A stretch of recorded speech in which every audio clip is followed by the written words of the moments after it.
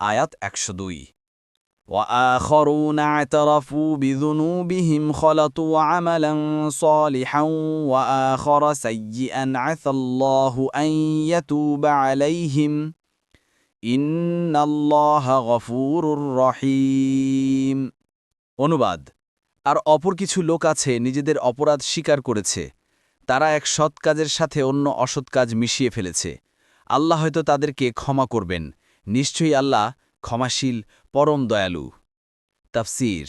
১ নং ফুটনোটের বিবরণ যেই ১০ জন মুমিন বিনা ওজরে তাবুক যুদ্ধে অংশগ্রহণে বিরত ছিলেন তাদের ৭ জন মসজিদের খুঁটির সাথে নিজেদের বেঁধে নিয়ে মনের অনুতাপ অনুশোচনার প্রকাশ ঘটিয়েছেন এদের উল্লেখ রয়েছে এ আয়াতে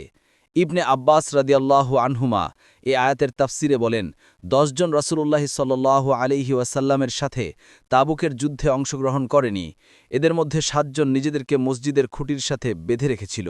রাসূলুল্লাহ সাল্লাল্লাহু আলাইহি ওয়াসাল্লাম মসজিদে এসে জিজ্ঞেস করলেন এরা কারা যারা নিজেদেরকে খুঁটির সাথে বেঁধেছে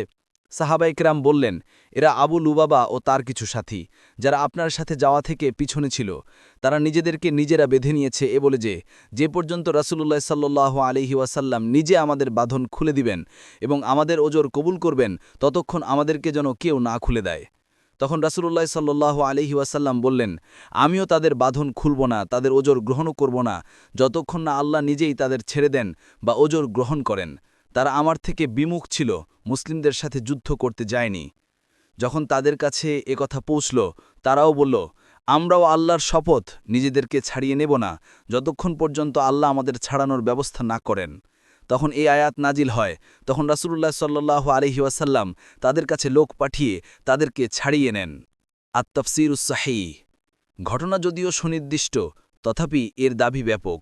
যারাই ভালো এবং মন্দ আমলের মধ্যে সংমিশ্রণ ঘটিয়েছে তাদের ক্ষেত্রেই এ আয়াত প্রযোজ্য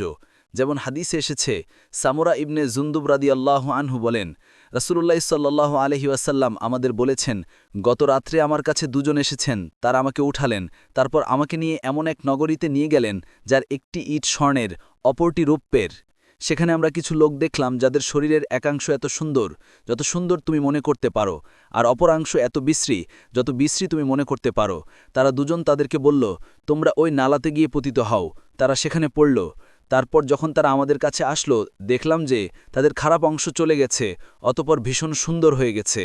তারা দুজন আমাকে বলল এটা হলো জান্নাতে আদান আর ওখানেই আপনার স্থান তারা দুজন বলল আর যাদেরকে আপনি অর্ধেক সুন্দর আর বাকি অর্ধেক বিশ্রী দেখেছেন তারা হচ্ছেন যারা এক সৎ কাজের সাথে অন্য অসৎ কাজ মিশিয়ে ফেলেছে